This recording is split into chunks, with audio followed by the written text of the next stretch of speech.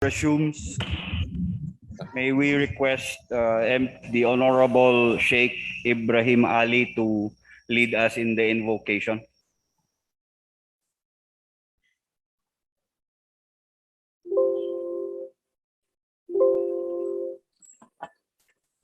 Bismillahirrahmanirrahim. Alhamdulillahirabbil alamin. Arrahmanirrahim. Maliki yaumiddin. Iyyaka na'budu wa iyyaka nasta'in. Ihdinas siratal mustaqim. Siratal ladzina an'amta 'alaihim ghairil maghdubi 'alaihim waladdallin. Amin. Allahumma arinal haqqa haqqan warzuqna ittiba'ah wa arinal batila batila warzuqna ijtinabah ya Allah. Allahumma waffiqna lima tuhibbu wa tarda. اللهم اصلح لنا ديننا الذي هو عصمة أمرنا واصلح لنا دنيانا التي فيها معاشنا واصلح لنا آخرتنا التي لا يماتنا يا الله. اللهم لا تجعل الدنيا أكبر همنا ولا مبلغ علمنا. اللهم ربنا آتنا في الدنيا حسنة وفي الآخرة حسنة وقنا عذاب النار. صلى الله على سيدنا محمد وعلى آله وصحبه وسلم برحمتك يا أرحم الراحمين. Walhamdulillahi rabbil alamin. Alhamdulillah. Please be seated. Majority Floor Leader. Bismillahirrahmanirrahim. Mr. Speaker, before we proceed, I move to amend the order of business to include some items, Mr. Speaker. Number one is I move to include the item number 3, privilege hour, because we just suspended yesterday, Mr. Speaker. And also to include on second stage of bills, BT Parliament Bill number 153, Mr. Speaker. So I move.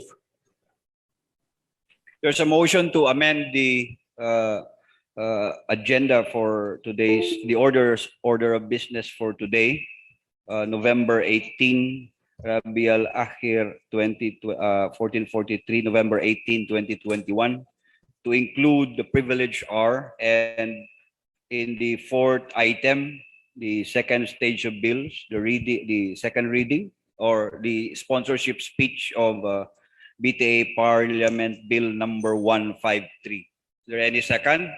Second motion. It's been seconded. There being no objection, the order of business for today is amended. Mr. Speaker, for today's session, the Honorable Speaker Ali Pangilinan Balintong would like to give or deliver a privilege speech, Mr. Speaker. May we inquire the Secretary General if the Honorable Speaker Attorney Ali Pangilinan is ready. The Honorable Speaker of the Parliament is recognized. Thank you. Ano? May pasakit mo di ka alam yun. Chief Minister Ahud Balawag Ibrahim, our presiding Deputy Speaker of today's session, Attorney Omar Yasser Crisostomo Sema, my fellow members of the Parliament,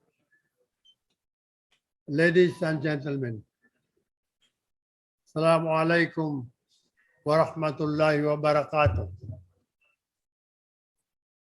Let me begin by citing Surah As-Suara, verse 80 of the Holy Quran, which says, وَإِذَا مَرِضْتُ فَهُوَ يَشْفِينِ.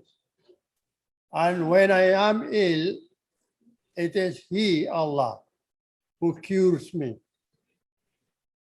Indeed, the Almighty Allah subhanahu wa ta'ala is the greatest of healers.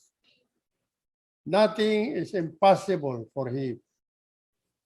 He can lift anyone's soul from the clutches of death and restore his good health and well-being.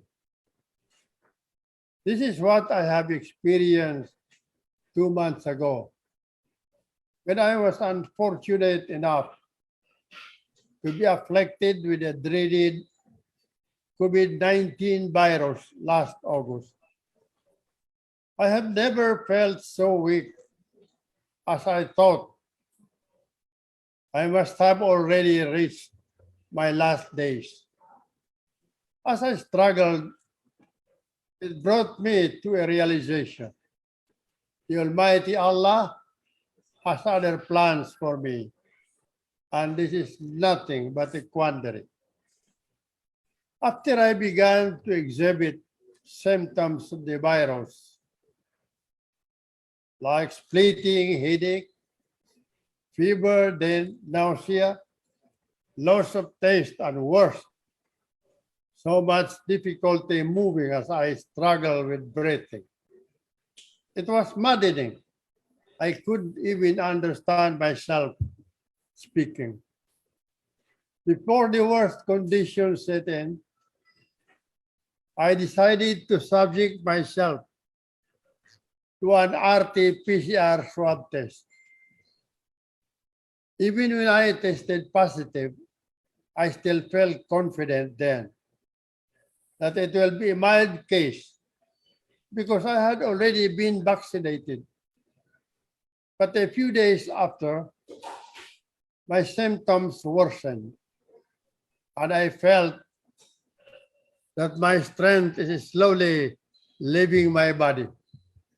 Simple tasks like going to the bathroom had become a struggle for me.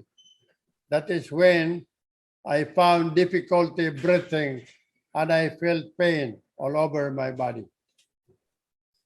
I was confined at the National Kidney and Transplant Institute so that my health condition can be closely monitored because of my age and comorbidities. I was assigned to a room in the intensive care unit with several other patients with severe COVID cases. In isolation, we were on our own for obvious reasons. You cannot imagine the feeling of disgruntlement as if the world has come to an end. Some situation you only see in movies where there is nothing you can see and feel but despair.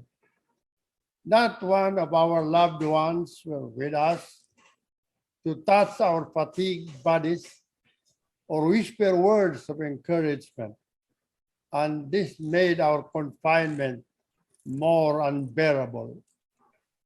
I fervently prayed to Allah subhanahu wa ta'ala and completely surrendered my faith to Him. I was ready to meet Him. But as I have already come to realize, He has other plans for me. Gradually, I responded to my treatment, and gradually, I regained my strength. After a few weeks, I was discharged from my confinement, but not all were as lucky. Some of my roommates succumbed to the disease. I could only imagine the pain that they suffered before they passed away. It was an unpleasant, no, abhorrent way to live this world. But the road to recovery was not easy. I had to be constantly monitored for any post-recovery health issues. I left the hospital an entirely different person. What with a tremendous beating I never thought could still experience. My body was still weak. That could have been bearable as I am already on my twilight years. What made it really irksome is that I had some sort of cognitive impairment. Sometimes I had difficulty in my recollection of past events or cannot readily absorb what I am reading. That is the reason why I had to make a leave of absence from office for 2 months. This is to allow my mind and body to naturally heal. At this stage, I couldn't help but try as much to make sense of what happened to me. COVID or no COVID, I have always been careful, aware and conscious of health and key requirements to stay active. Never occurred to me that I would be vulnerable to the virus. I believe I had observed all important health protocols.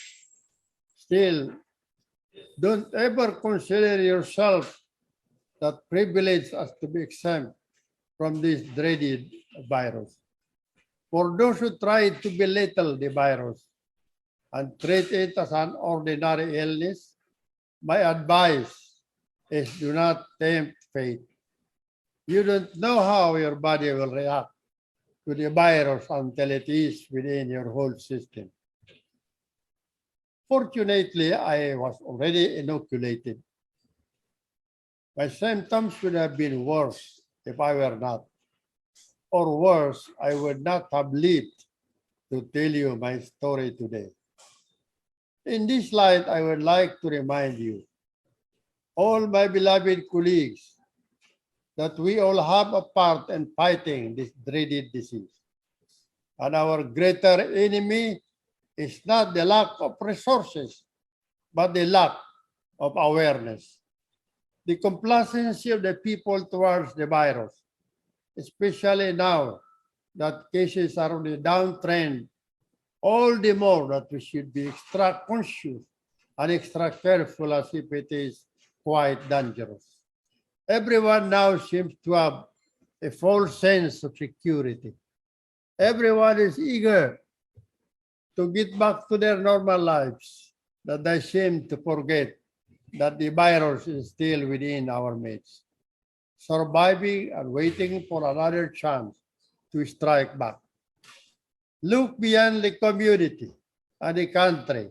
See how different countries have declared the victory of the virus, only to be bedevilled by it again.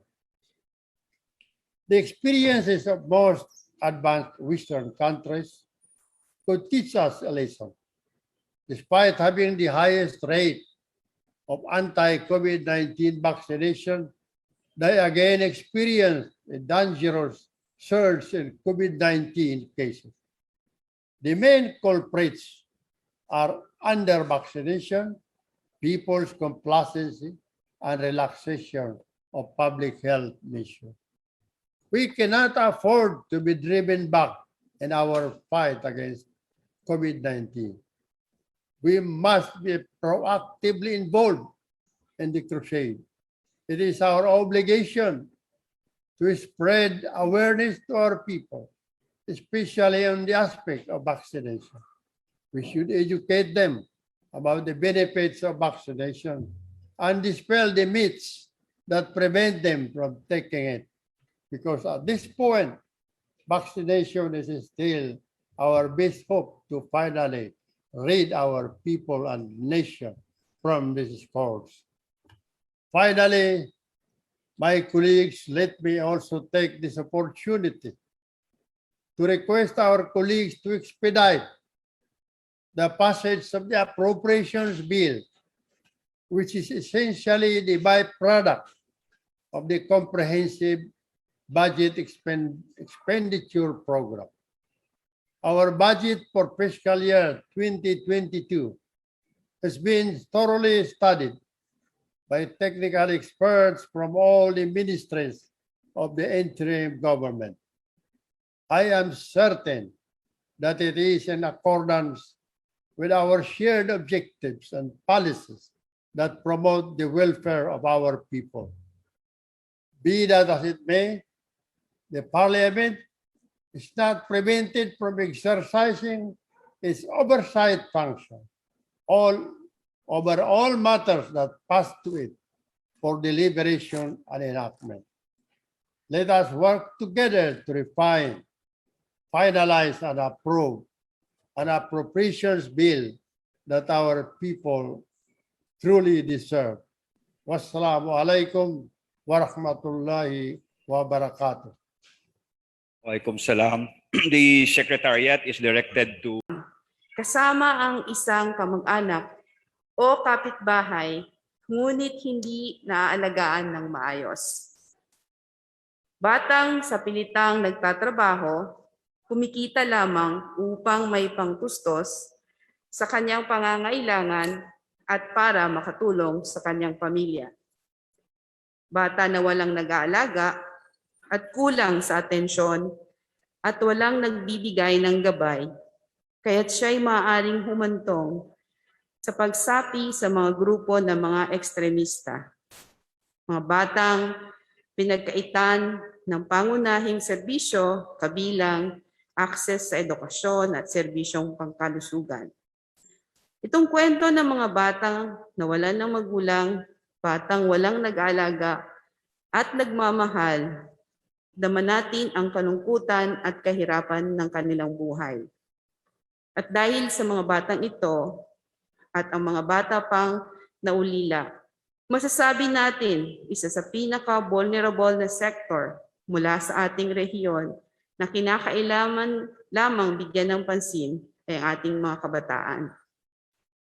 Ang mga kabataan ay may kaukulang pangangailangan na dapat gampanan ng kanilang mga magulang. Ito'y lehitimong karapatan na dapat nating bigay sa kanila. Sa mga pagkakataong wala ang magulang o walang kamag-anak na maaaring gampanan ang tungkulin ng kanilang namatay na mga magulang, sino ang dapat tumugon sa kanilang mga daing o panawagan? Dito, kinakailangan ang intervention ng ating pamahalaan, lalo na ang Bangsamoro government. Bilang Muslim, tayo ay may tungkuling protektahan ang iba mula sa anumang uri ng pinsala at tulungan ang mga nangangailangan tulad ng mga ulila. Ang Islam mismo ay nagbigay ng malaking kahalagahan sa pagtulong sa nangangailangan at maraming mga paalala tungkol sa gantimpala para sa pagtulong sa mga ulila. Ang mga ulila ay binigyan ng pangunahing pangangalaga sa ating relihiyong Islam, pati na rin sa iba pang relihiyon. Si Propeta Muhammad sallallahu alaihi wasallam ay isang ulila mismo. Bukod dito, ang paksa sa mga ulila ay nabanggit ng higit sa 20 beses sa banal na Quran at isinasangguni rin sa hadith ng ating propeta.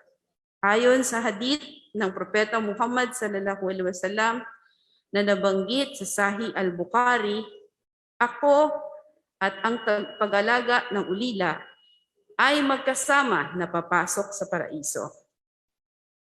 Sa ating bagong gobyerno na Bangsamoro, dapat magkaroon ng pagkakataon ang bawat sektor na marinig ang kanilang hinaing upang malaman at matugunan ng pamahalaan.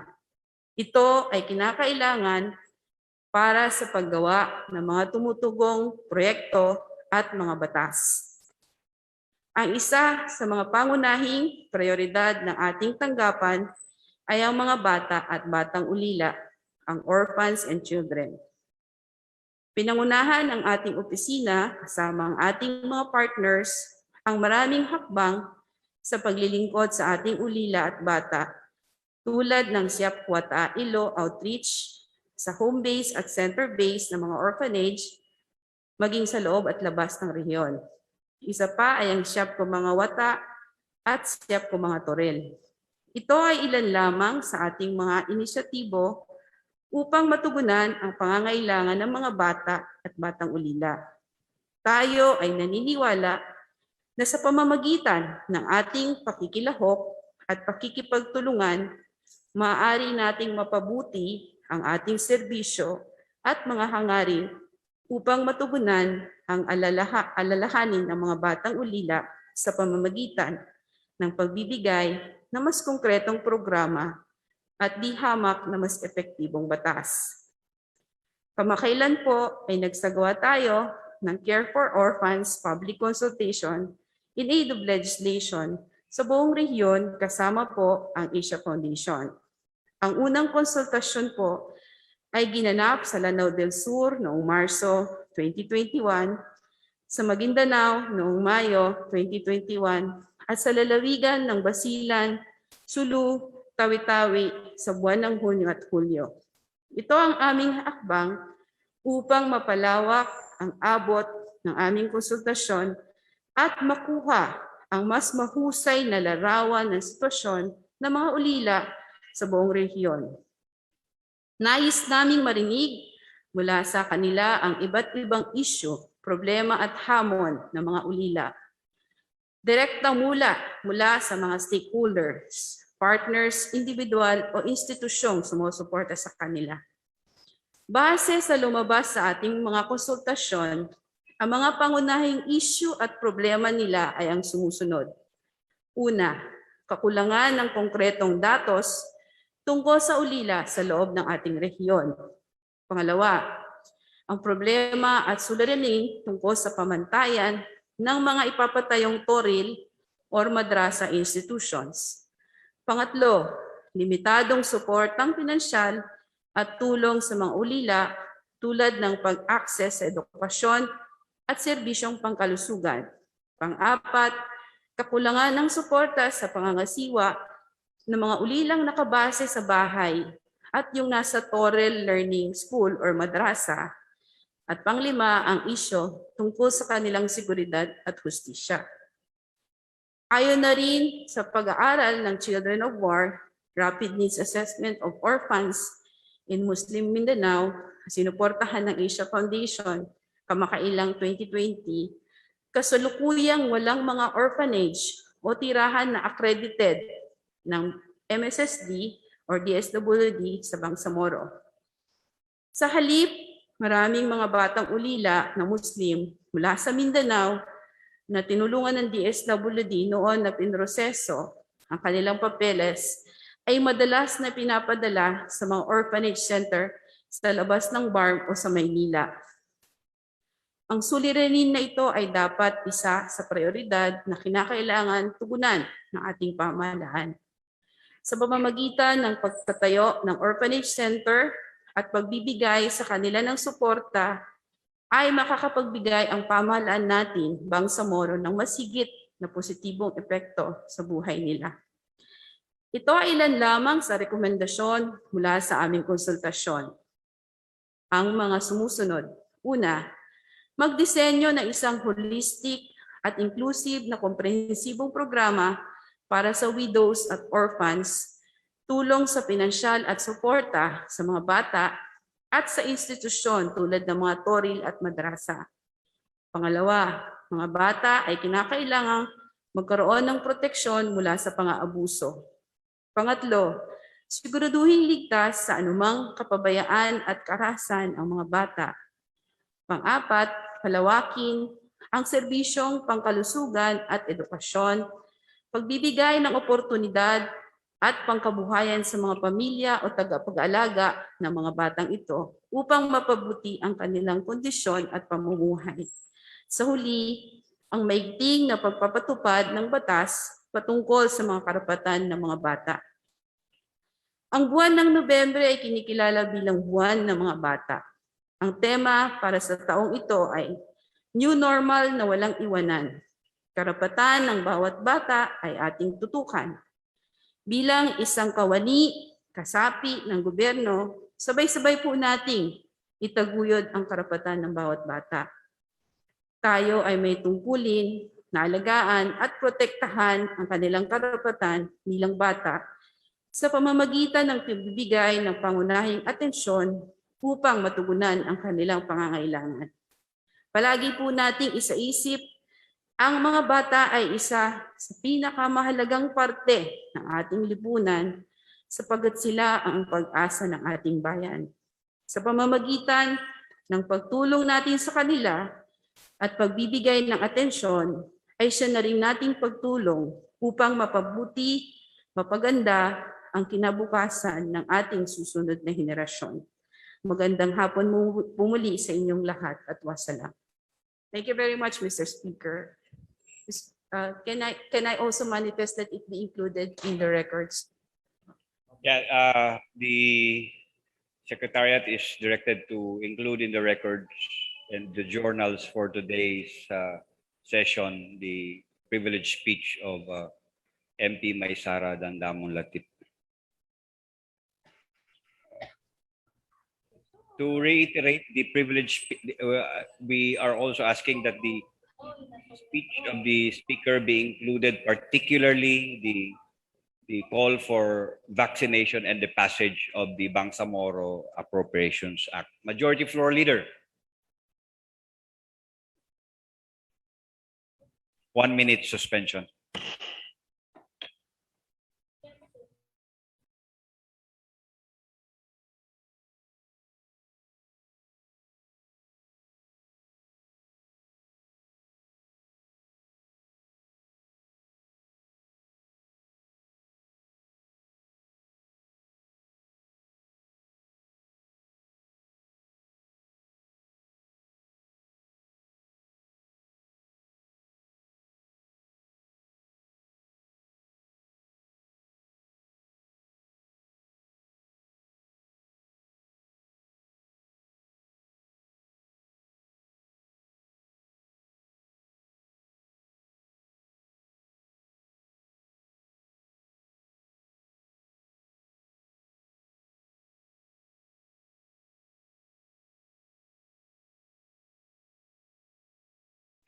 Session resumes. Yes, Mr. Speaker, we are now on item number 4, second stretch of bills. May we respectfully recognize MP Engineer Valentina Patuan to deliver her sponsorship speech on BTA Parliament Bill number 153, Mr. Speaker. The lady from Maguindanao is recognized. You may now proceed with your sponsorship speech. Thank you, Mr. Speaker. Bismillahirrahmanirrahim. In the name of Allah, the most gracious, the most merciful. Mr. Speaker, distinguished colleagues in this Parliament, Assalamu alaikum wa rahmatullahi ta'ala wa barakatuh. It is my honor and privilege to stand before you today to sponsor BTA Bill number 153, entitled An Act Strengthening Disaster Risk Reduction and Management in the Bangsamoro Autonomous Region, thereby creating the Ministry of Disaster Resilience, establishing its powers and jurisdictions, providing funds therefore and for other purposes. Mr. Speaker, disasters and emergencies are unavoidable, from natural calamities to human-induced actions. While I believe that it is quite difficult to preempt these unforeseeable or foreseeable but inevitable situations early on, being ill-equipped for these circumstances can increase the likelihood that we will encounter a plethora of problems. And in some cases, it might be too late to fix these problems at all. The Bangsamoro Autonomous Region in Muslim Mindanao is very vulnerable and prone to calamities, both natural and human-induced disasters. Based on the 2014 World Risk Report, the Philippines placed second in the World Risk Index. This can be attributed to an annual average of 20 typhoons, of which 5 to 9 cause significant damage, 25 active volcanoes, earthquakes and landslides threat in the country, as well as human-induced disasters caused by the extremist militant groups such as the Abu Sayyaf group and the Bangsamoro Islamic Freedom Fighters, among others in the BARMM. The Marawi seeds, as well as the BIFF and ASG's intermittent attacks in some BARM areas, are manifestations of these human-induced disasters. BARM, being one of the poorest regions in the country, can feel the destructive effects of disasters more compared to the thriving regions. We're not only more vulnerable to the effects of these disasters, but we also have to acknowledge that we have fewer resources to prevent, mitigate, face, and cope with disasters. Moreover, perhaps one of the saddest facts that we have to face is that given that we have one of the poorest regions, Disasters hit the underprivileged the hardest, and so many of our constituents are disadvantaged. In BARM, various ministries are in charge of implementing disaster response, preparedness, prevention and mitigation, and rehabilitation and recovery programs and projects.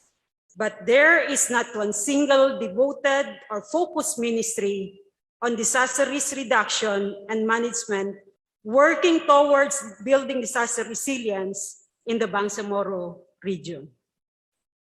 Thus, this bill seeks to create the Ministry of Disaster Resilience, which shall be the primary Bangsamoro government institution responsible for ensuring safe, adaptive, and disaster-resilient communities.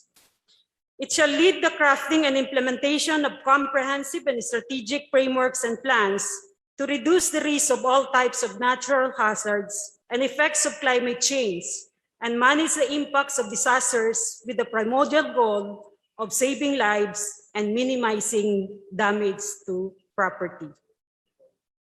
The enactment of this bill will hopefully address the fragmentation in disaster risk reduction and management interventions from response to rehabilitation and recovery. Masusi po naming sinaliksik at pinag-aralan ang mga existing proposed measures ng disaster risk reduction and management sa ibang bansa, sa national government, at sumangguni din po ang inyong lingkod sa mga international experts sa DRRM at inalapat namin ang mga applicable na rekomendasyon sa version ng bill na ito. Kung maisabatas po natin ito, mauunahan pa po natin ang national government na ma-address yung mga recommendations sa Sunset Review ng Philippine Dream Act. Ito po ay magiging isang showcase ng governance ng Bangsamoro government at sa kalaunan, dito pa po mag-aaral sa atin ang ibang lugar. Akmang-akma at napapanahon rin po ito na intervention ng Bangsamoro government sa usapin ng katatapos lamang na 26th United Nations Climate Change Conference or COP26 na ginanap sa Glasgow, Scotland, United Kingdom. Ito ay isang oportunidad at magpapatunay na ang Bangsamoro government ay may kakayahan na gumawa ng batas ayon sa kanyang konteksto, karanasan, sitwasyon at pangangailangan.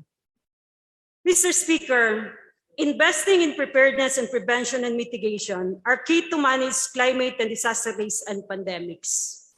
It shall also enhance the capacity of local government units for faster response and effective recovery and rehabilitation. If the Bangsamoro government pays no heed to disaster risk and allows risk to build up, it is in effect challenging its own future potentials for socioeconomic development. However, if our government invests in disaster risk preparedness and reduction, over time, it can reduce the potential losses, the freeing up and unburdening critical resources for development. Mr. Speaker, hazards do not have to turn into disasters. By strengthening our capacities, we will develop the ability to flourish in the face of disaster risks, and we will have a bigger chance to bounce back and spring forward after facing multiple risks and shocks. All in all, Mr. Speaker, I firmly believe that the creation of the Ministry of Disaster Resilience is a crucial step towards achieving the disaster resilient community. I, together with the 50 co-authors of this proposed bill, respectfully advocate for the swift approval of this measure by the esteemed chamber. Thank you, Mr. Speaker. Wassalamualaikum warahmatullahi ta'ala wabarakatuh. Thank you, lady from Maguindana. Majority Floor Yes, Leader. Mr. Speaker, I move to refer this bill to Committee on Rules, Mr. Speaker. Committee On on Rules, Mr. Speaker. There is a motion to refer the proposed bill, Parliament Bill number 153 to the Committee on Rules. Is there any second? It's been seconded. There being no objection, the proposed bill is referred to the Committee on Rules. Mr. Speaker, we proceed to the business of the day. Business for the day, item number 6, proposed resolution number 548. Mr. Speaker, the title of this proposed resolution is a resolution urging the Bangsamoro Transition Authority, BTA, to adopt an automated payroll system by means of automated teller machine of recognized government depository banks for the payment of salary and related personal benefits of the employees of the Bangsamoro Parliament. In this aspect, Mr. Speaker, may we respectfully recognize the principal author, MP Abdullah Hashim, Mr. Speaker. The gentleman from Pagalungan, Maguindanao is recognized.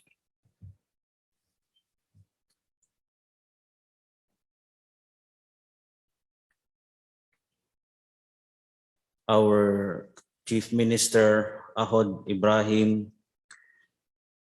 Parliament Speaker Attorney Pangalian Balindong, may Allah grant him full recovery and good health. Majority Floor Leader Attorney Lanang Ali Jr., Presiding Officer, Deputy Speaker Attorney Omar Sema, fellow members of the Parliament. Again, I stand before you a resolution urging the Bangsamoro Transition Authority, BTA, to adopt an automated payroll system by means of automated teller machine of recognized government depository banks for the payment of salaries and related personal benefits of the employees of the Bangsamoro Parliament. Payroll system is an essential and complex part of running an agency. Its complexity involves computation of hours of duty and calculations of all the statutory and involuntary deductions to finally come up with the actual wage to be distributed to the employees. Bangsamoro Transition Authority is currently processing its payroll on a manual method which is outdated and could be prone to error. While the other government agencies observe the automated system, where the salary of the employees goes directly to their bank accounts, BTA, on the other hand, releases the salary to its employees on a cash basis. Where the Bangsamoro Transition Authority Parliament has 80 members, and a significant number of these members' offices are stationed outside the Bangsamoro Government Center. As per the BTA Memorandum Order Number 2021-0701, dated July 3, 2021, an authorized representative from each office shall personally claim and receive the salaries at the BTA cashier's office, thereby requiring that authorized personnel to carry a huge amount of money from the BTA office to the respective office puts them in a somewhat vulnerable position. Furthermore, manual payroll system overburdens the cashiers and/or human resource personnel with its repetitive cross-checking and documentation activity. Such practice could be prone to human error, which can create miscalculations and incorrect payments, which oftentimes become accounted for by the cashier's personal money. Automated payroll simplifies the process and minimizes human error. This will make it more convenient to process online and under a more secure environment, freeing up the key employees from being charged for the inaccuracies on the salaries of the employees, which has already happened at least once in these representations inquiries. More importantly, payments directly made through bank accounts will give the employees, especially the main staff of the members of the Parliament outside Bangsamoro Government Center, a better access to their salaries at their most convenient time and place. In view of the foregoing, for our employees' welfare, and the pursuit of moral governance. The immediate passage of the resolution is earnestly requested. Mr. Speaker, I move to open the period of interpellation and debate. Is a motion to open the period of interpellation debate. In second, there being no objection, the period of interpellation debate is now open. Mr. Speaker, Yes, may I- MP Romy Saliga, you are recognized.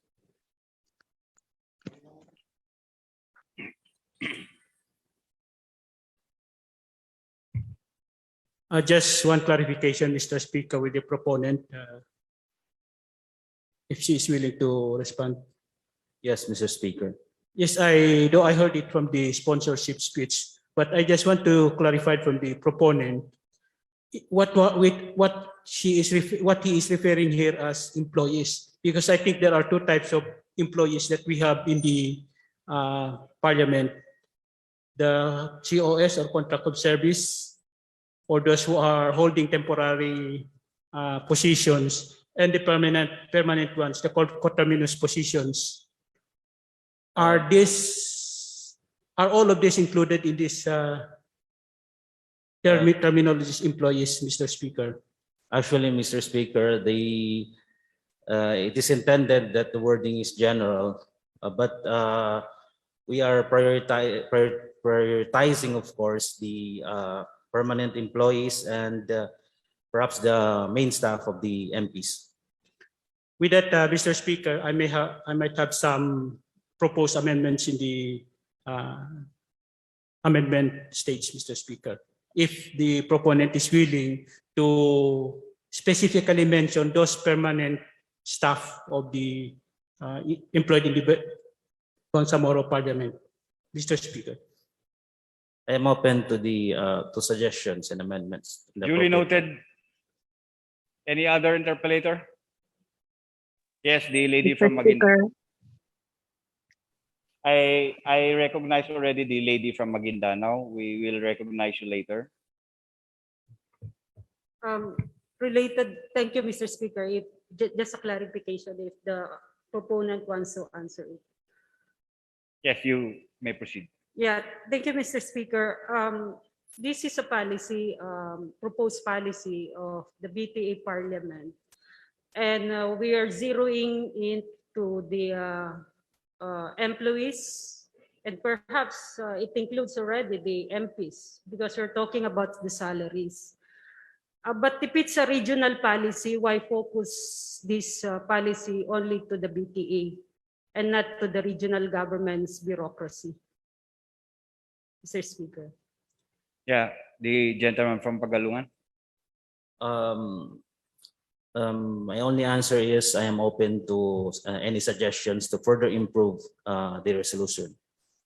Yeah, thank you very much, Mr. Speaker. Okay, duly noted. Any other interpellator? I Mr. think Speaker. the minority floor leader manifested. Be recognized. Was she the minority floor leader, or Mr. the- Speaker, MP Ramos here. the lady from Lanao del Sur is recognized? Thank you, Mr. Speaker. Assalamualaikum warahmatullahi ta'ala wabarakatuh. First, let me commend the principal author of this resolution for coming up with this proposed measure that provides a more practical, safe, and convenient system of releasing of salary of the staff in the BTA. I am actually, Mr. Speaker, a co-author of this resolution. However, I have some clarificatory questions. My first question is related to the question of my fellow MP Saliga. I just would like to clarify, Mr. Speaker, kung sino po ba itong personnel na i-cover nitong proposed automated payroll system. Does it include also those employees paid through the MOOE of the respective MPs, since these employees are discretionary po on the MPs in terms of hiring? Perhaps since it is discretionary, then perhaps it will not be included because it is as per the it depends on the principal. But the intention of this resolution is a general intent. And actually, for further information, we have conducted some inquiries, and actually, the various ministries, most of the various ministries from their permanent employees already are using this ATM method of receiving their salaries. And we also acquired some information that they are also, some of the ministries are planning to include even the job orders and the contracts of service. But we are hoping that if in the passage of this resolution, it will further strengthen the enactment of such measures.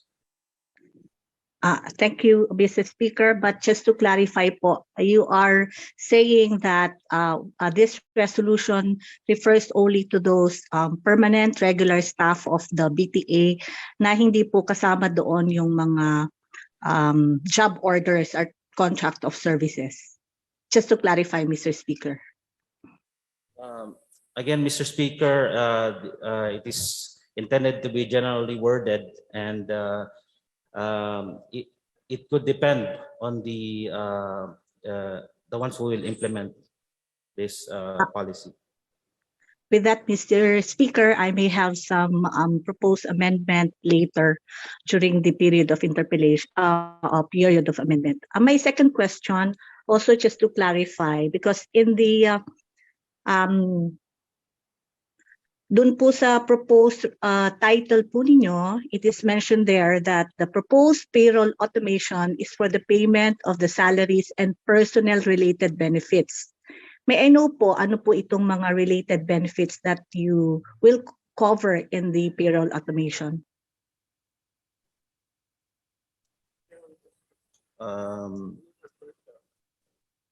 Again, it is the intention. Again, is still in general, and the ones who will implement this will could decide on what will be included in such benefits. Thank you, Mr. Speaker. Huling katanungan na lang po. Ano po sa tingin nyo ang bank na most convenient na para na-execute natin itong automated payroll system that probably we can enter into a MOA with? And one bank which we know is already has already been tested and being used by the national government is, of course, the Land Bank of the Philippines. But other than that, there are also other banks that could be utilized as well.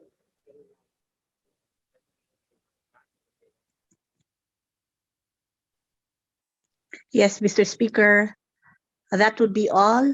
Thank you again. I laud the principal author of this resolution. Thank you very much. Assalamualaikum. Mr. Speaker, may we again? Are there any other interpellator? We will now terminate the period of interpellation. Yes, Mr. Speaker. I move to terminate the period of interpellation and debate. There is a motion to terminate the period of interpellation and debate. It's been seconded. The period of interpellation debate is now terminated. Mr. Speaker, I move to open the period of amendment. There is now a motion to open the period of amendment. Seconded.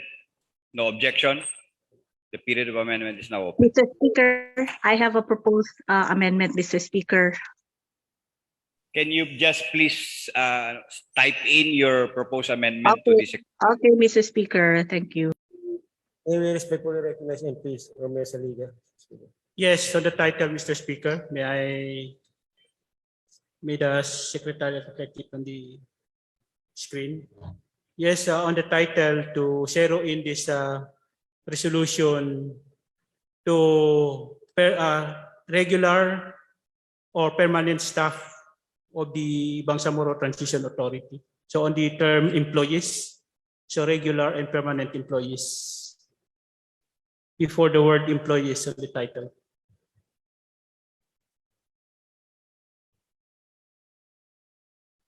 And subsequently in the last in the resolve clause, Mr. Speaker, to reflect the same.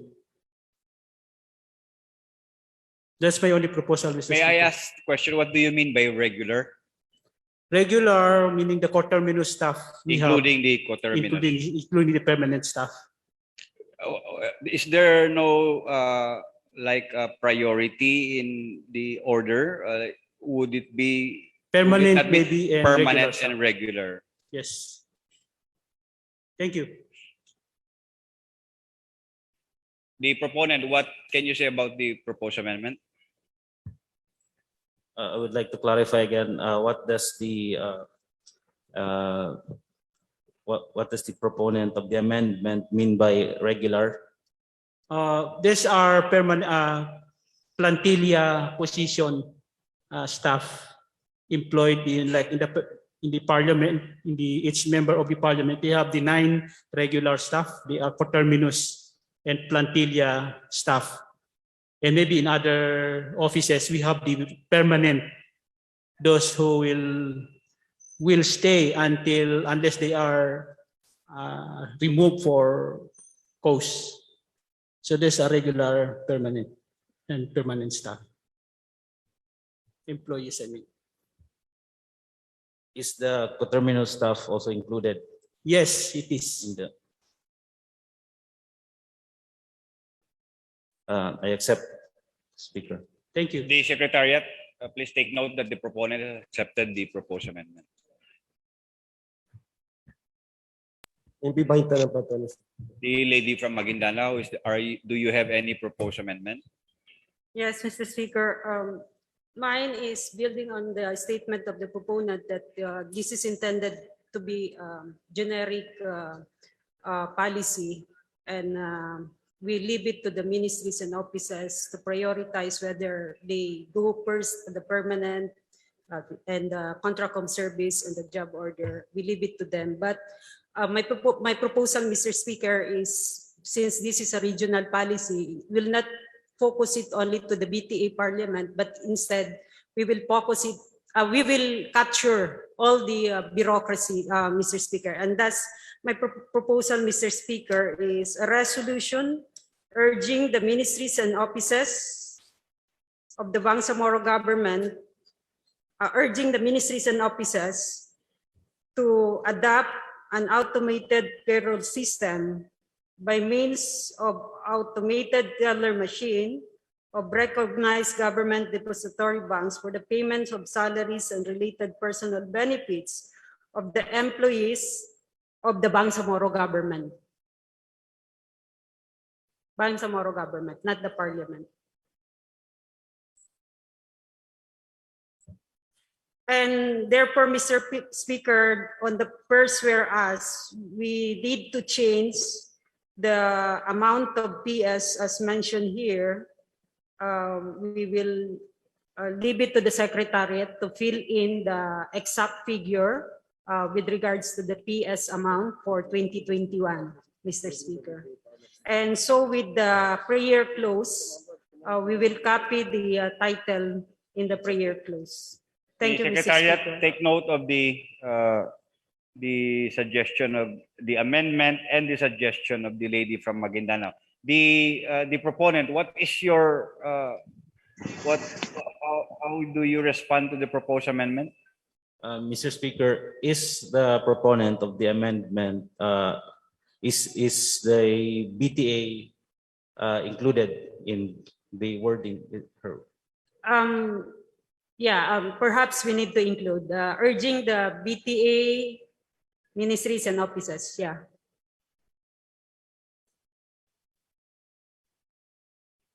Urging the Bangsamoro Transition Authority ministries and offices, or ACAMA? The BTA Parliament. The BTA Parliament. Okay. Ministries and offices.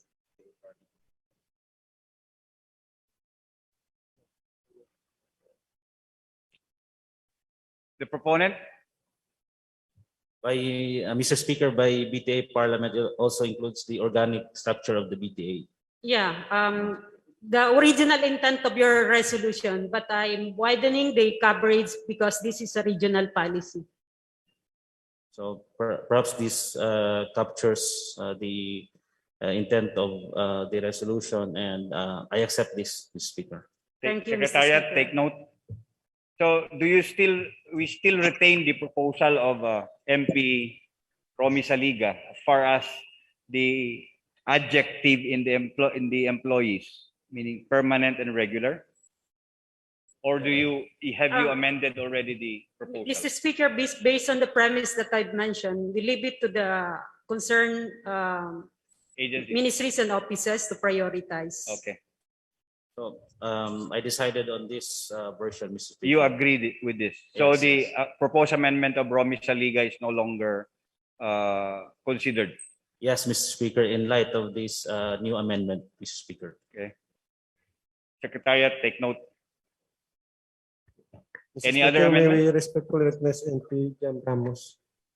Yes, MP Yes, Ramos, Yes, Mr. Speaker, I was told earlier to post my proposed amendment in the chat box. However, Mr. Speaker, let me state my proposed amendment to include in the whereas provision this proposed provision. Whereas the automated payroll system shall only cover regular and permanent staff of the members of the parliament, but excluding those under contract of service and job orders.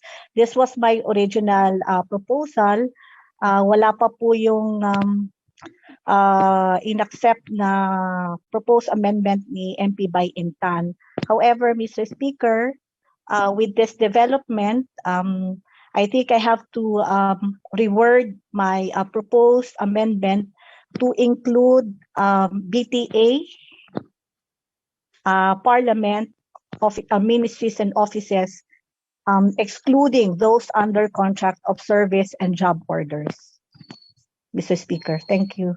I think that is covered already by what is stated on record, that the ministry shall be given will have to determine who among the personnel will have to have automated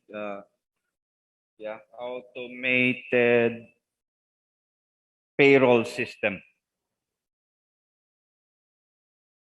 Yes, Mr. Speaker, but my concern is for the BTA members, because they have staff whose salaries are charged against the MOOE.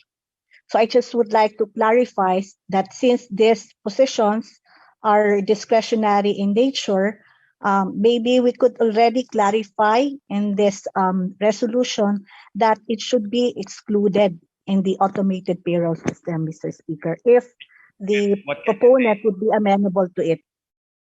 So, Mr. Speaker, is the proponent of the amendment concerned only on the about the job orders of the MPs and not the regulars, not the main staff of the MPs, Mr. Speaker? Yes, that is my intention, Mr. Speaker, because these are job orders and contract of services in nature, Mr. Speaker, not the regular and the permanent staff. Perhaps, Mr. Speaker, I deem it better to leave it just general, and I will leave it to, of course, the ones who will enact this policy, and that includes us, Mr. Speaker. So you are not amenable to the proposed amendment? Yes, Mr. Speaker. Mr. Speaker, may I just add also? I think kasi po yung MOOE po natin is given to us in check form sa ating mga BTA members, not in cash. From your proposed resolution, ang concern nyo po ay yung pagdadala ng pera na magiging risky po. So ang akin lang po kinaklaro ko po, since we are talking about the salaries of the staff of BTA and other offices and ministries, kinaklaro ko lang po na hindi dapat kasama dito yung mga regular staff. Yes, Mr. Speaker. Yeah, what is important is that is put on record already, and I think the proponent and the other proponent of amendments have agreed that this will be a general policy, and also the application would only be determined by the concerned agencies, including the Parliament. Yes, I agree, Mr. Speaker. With that, Majority Mr. Floor Leader. Salamat po, Mr. Speaker, and to our good proponent. Not acceptable. Yes, I think MP Saliga has. MP Saliga, Mr. Speaker. Yes, MP Yes, Saliga. I have just some concern with that, Mr. Speaker.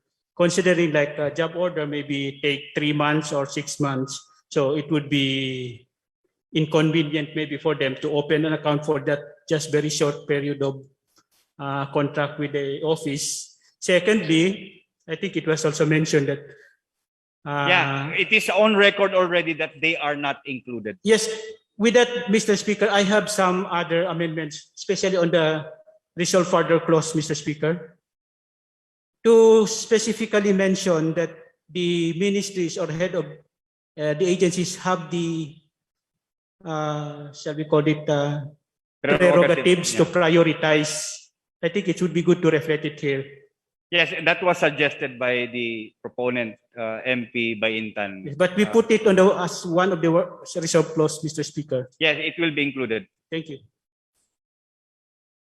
Majority Floor Leader. Mr. Speaker, I move to close the period of amendment. There's a motion to terminate the period of amendment. Any second? It's been seconded. There being no objection. Period of amendment now terminated. Yes, Mr. Speaker, I move for the approval and adoption of proposed resolution number 548, Mr. Speaker. There is now a motion. Mr. Speaker. There's now a motion to approve and adopt proposed resolution number 548, subject to style. Yes, Mr. Speaker. Is there any second? Proposed resolution number 548 is now approved and adopted. Mr. Speaker, we proceed to the business for the day on number 2, proposed resolution number 553, entitled Resolution Supporting the Proposal of Senator Sherwin Gatchalian for the National Electrification Administration to reallocate its funding support for the implementation of the electrification program in remote villages in the Bangsamoro Autonomous Region. That point, Mr. Speaker, may we respectfully recognize the principal author, MP Bayintan. The lady from Maguindanao is recognized. Thank you very much, Mr. Speaker. Bismillahirrahmanirrahim. Assalamualaikum warahmatullahi ta'ala wabarakatuh. Mr. Speaker, my esteemed colleagues in this Parliament, good afternoon. It's my honor to sponsor the proposed resolution number 553, entitled Resolution Supporting the Proposal of Senator Sherwin Gatchalian for the National Electrification Administration, or NEA, to reallocate its funding support for the implementation of the electrification program in remote villages in the Bangsamoro Autonomous Region. The NEA is implementing the Sitio electrification program since 2011 with the aim of boosting the socio-economic development of many powerless villages all over the Philippines. Senator Sherwin Gatchalian, head of the Senate Energy Committee, said that the NEA should earmark some of its budget for the residents of the Bangsamoro Autonomous Region in Muslim Mindanao, as he noted that not a single centavo from the NEA's proposed 1.6 to 27 billion appropriation for the implementation of Sitio electrification program next year has been allocated for the remote villages of BARM. The proposal of Senator Gatchalian for the NEA to provide funding support to electrify the remote villages in BARM is not without valid reasons. In terms of electrification, the country has achieved 95.3% coverage in 2018. However, in the Bangsamoro region remains to have the lowest household electrification in the country, with the rate of 31.4% only. Mr. Speaker, we believe that the approval of this resolution will definitely improve the living standards of the Bangsamoro people. It will provide stable and affordable supply of electric power to BARM, especially the rural areas. The electrification of the region shall open livelihood opportunities, attract investment, and create more jobs. Fellow members of this august body, we are seeking for your support to work with us in securing the immediate passage of this resolution. Thank you very much. Wassalamualaikum warahmatullahi ta'ala wabarakatuh.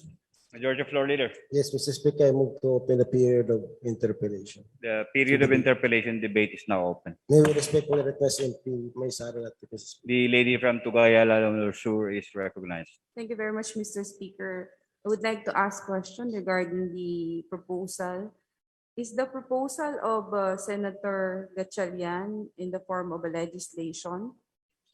Mr. Speaker, we all know that the Congress right now is in the period of budget deliberation, and during the Senate deliberation of the NEA's budget, it was noted by the Honorable Senator that the proposed budget of NEA exclude the coverage for the Bangsamoro Autonomous Region. And therefore, he proposed that some portion of the budget of NEA be reallocated or realigned for the Bangsamoro Autonomous Region.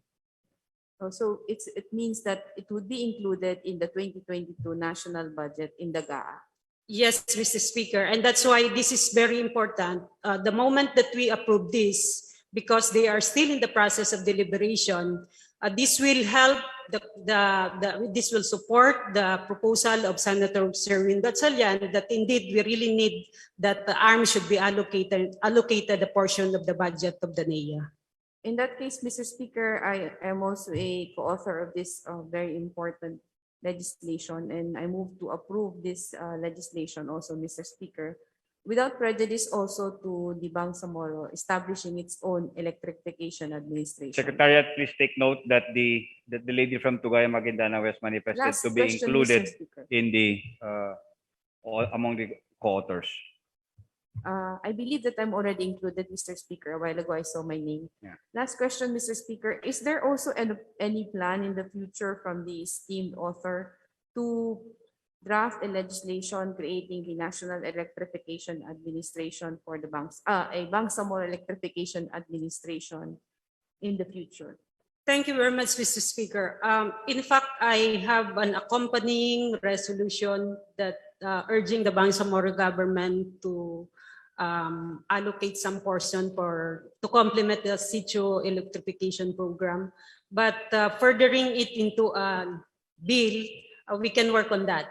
We can be co-authors for it. So there is an accompanying resolution to supplement the electrification Yes, administration. Mr. Speaker, I filed it together with this one, Mr. Speaker. So Resolution. it means, Mr. Speaker, that since electrification is one of the most important tool for progress in the Bangsamoro, I also want that resolution to be filed as soon as possible. Thank you very much, Mr. Speaker. It was filed already, Mr. Speaker. I also Maybe want next to be week, co-author. the majority leader will include it in the order of business. Thank you very much, Mr. Speaker. Noted. May I also manifest my intent to be associated with this resolution? Support.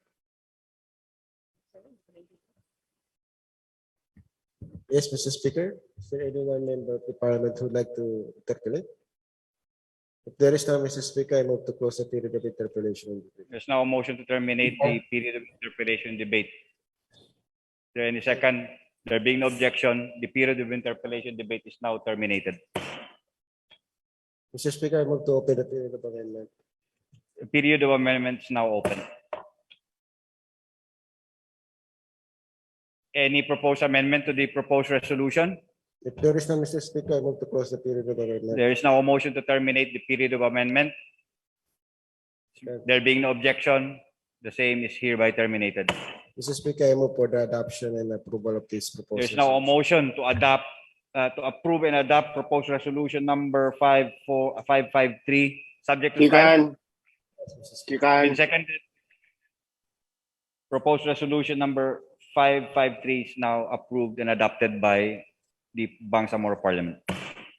We proceed to propose resolution number 555, Mr. Speaker. This is entitled Resolution urging the ministries and offices of the Bangsamoro government to utilize the services of businesses and establishments within the Bangsamoro Autonomous Region in the conduct of their capacity building activities. In that connection, Mr. Speaker, may we respectfully recognize MP Baitan Patuan as the principal author of this proposed resolution.